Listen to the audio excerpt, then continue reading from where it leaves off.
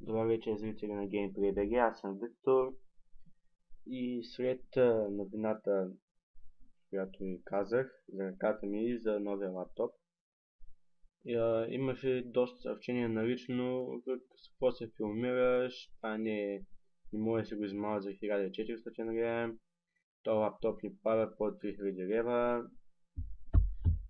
И също така аз имах вчера една малка грешка, когато казах параметрите. Процесора не е 3670 QM, а 3610 QM. Спал съм само 3 часа, цялен бях по болници.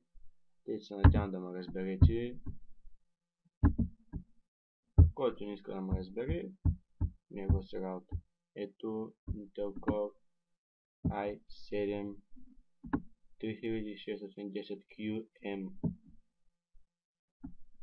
Ето е оценката на компютъра. Процесора е 7.6, RAM памет 7.7, но само заради твърдия диск е 5.9 оценката.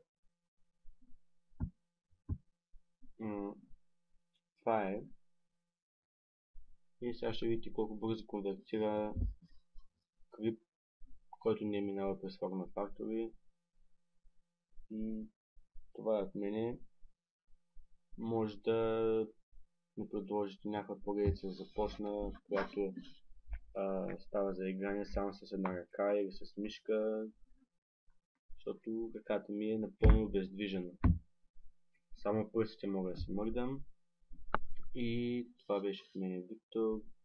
Довиждане, лека вечер.